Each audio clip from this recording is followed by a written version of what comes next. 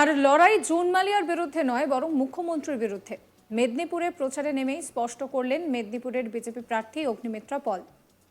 মেদিনীপুর লোকসভা কেন্দ্রের প্রার্থী হওয়ার পরে মঙ্গলবার ২৬শে মার্চ দুপুরে প্রথমে প্রবেশ করেন তিনি।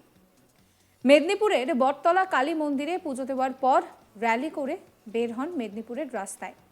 মেদিনীপুরের রাস্তায় বের হওয়ার পর সেখানে কিন্তু তিনি জনসংযোগ করেন এবং কর্মীদের সঙ্গে সভাতে হাজির হন। সেখানে কর্মীদের পক্ষ থেকে সংবর্ধনা দেওয়া হয় অগ্নিমিত্রা পলকে। পরে সেখান থেকে বেরিয়ে জেলা বিজেপি কার্যালয়ে গিয়ে তিনি একটি সাংবাদিক বৈঠক করেন। সেখানে লড়াই শুরুর আগে তিনি বলেন যে আমাদের লড়াই তৃণমূল প্রার্থীর বিরুদ্ধে নয়, বরং এই লড়াই মুখ্যমন্ত্রীর বিরুদ্ধে। ধর্মের নামে নয়, উন্নয়নের বার্তা নিয়ে আমাদের লড়াই। তবে কি সবজির দাম বাড়লো না তেলের দাম বাড়লো, এটা নিয়ে দেশকে বিচার করলে হবে না। প্রধানমন্ত্রী নরেন্দ্র মোদী ভারতবর্ষকে একটা নিরাপদ জায়গায় পৌঁছে দিয়েছেন, সেটা দেখতে হবে। জুন মালিয়া এখানকার প্রার্থী, সেই বিষয়ে কথা বলতে গিয়ে তিনি বলেন যে আমার লড়াই জুন মালিয়ার বিরুদ্ধে নয়, আমার লড়াই মমতা বন্দ্যোপাধ্যায়ের বিরুদ্ধে, যার কোনো নীতি আদর্শ নেই। এখানে জুন মালিয়া কেউ নন।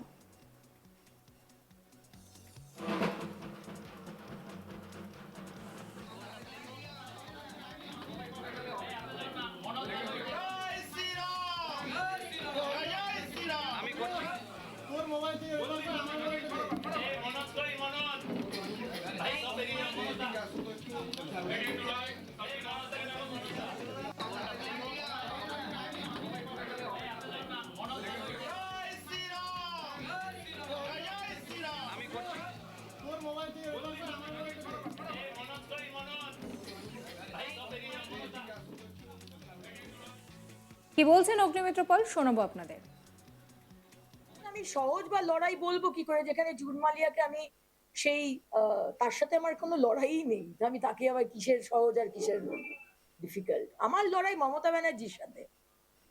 আমাদের লড়াই টিএমসির অপশাসনের বিরুদ্ধে, তাদের নীতি আদর্শের বিরুদ্ধে। তাদের এক নীতি বলতো, যখন স্পিকারের মুখে কাগজ ছুঁড়ে মেরেছিলেন যে বাংলাদেশ থেকে ইনফিল্ট্রেটার্সরা ঢুকছে, তখন কাগজটা ছুঁড়ে মারলেন। মুখ্যমন্ত্রী হওয়ার পরে নীতি আদর্শ চেঞ্জ হয়ে গেল। এখন শেখ শাহজাহানকে সাপোর্ট করছেন, কারণ শেখ শাহজাহানই তো ওই রোহিঙ্গাদের ভেতরে ঢোকায় পশ্চিমবঙ্গে। শেখ শাহজাহান অ্যারেস্ট হয়েছে, বাকি তার গুন্ডারা তো অ্যারেস্ট হয়নি।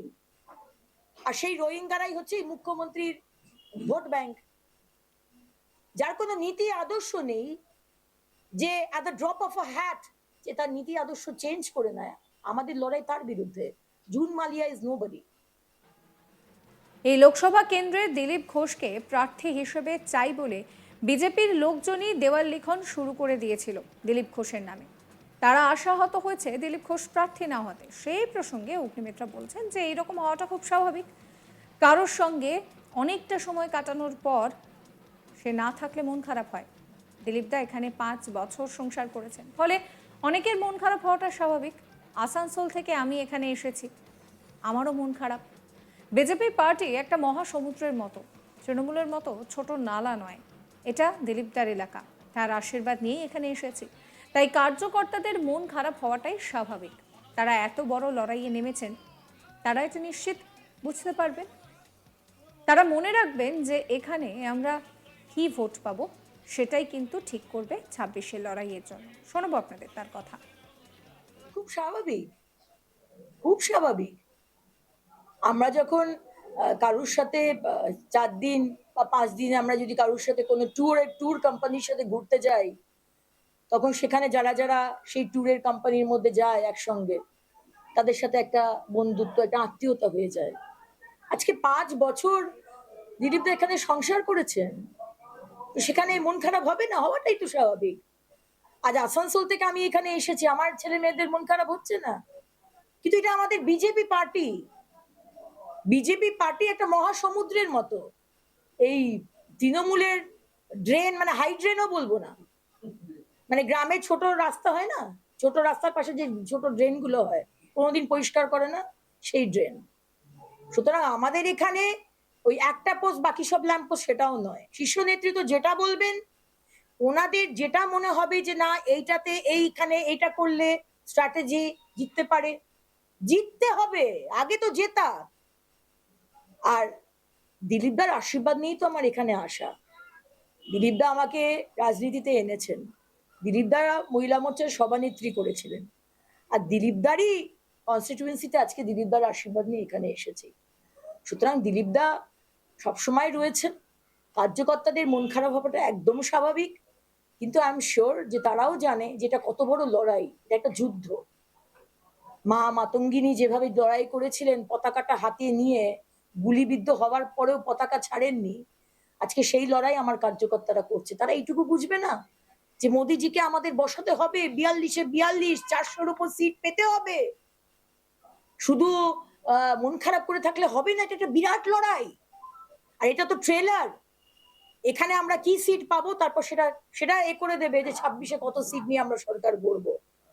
সুতরাং কার্যকর্তারাও সেটা বোঝে। কয়েকটা দিন সময় দিন। আমরা বলি আমাদের এটা পরিবার, একসঙ্গে সবাই লড়াইতে নামবো। কোন ইস্যুতে লড়াই শুরু করবেন সেই প্রসঙ্গে কি বলছেন অগ্নিমিত্রা পল, শোনাবো। মানে কি সবজির দাম বাড়লো না তেলের দাম বাড়লো কমলো, এটা নিয়ে কিন্তু দেশকে বিচার করলে হবে না। কারণ দেশ ভারতবর্ষকে যে জায়গায় মাননীয় প্রধানমন্ত্রী পৌঁছে দিয়েছে, এবং যে সিকিউরিটি, সুরক্ষা, যে হঠাৎ করে ঘুম থেকে উঠে আপনি একদিন দেখলেন না যে ইসরায়েল প্যালেস্টাইনের মতো যুদ্ধ লেগে গেছে। রুদ্রনীল প্রসঙ্গে তিনি কি বলছেন, শুনুন।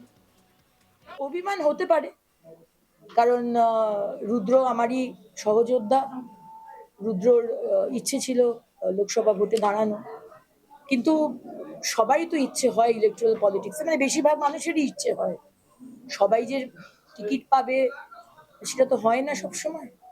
রুদ্রকে বিধানসভায় টিকিট দেওয়া হয়েছিল, এবং এবারও ওর এক্সপেকটেশন হয়তো ছিল, হয়তো সেই কারণে আমি ঠিক বলতে পারবো না। কারণ চুরি করলে চোর ডেকে পাঠাবে। আর যদি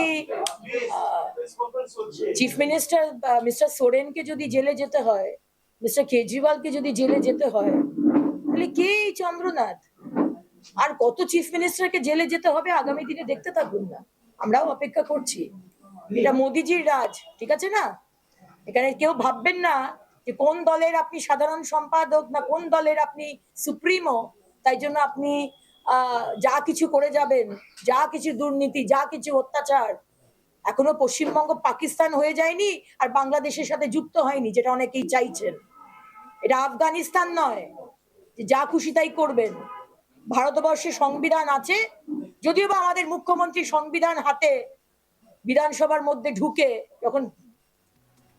সাবস্ক্রাইব করবেন আজ তাক বাংলার ইউটিউব চ্যানেলকে, ফলো করবেন হোয়াটসঅ্যাপ চ্যানেলও।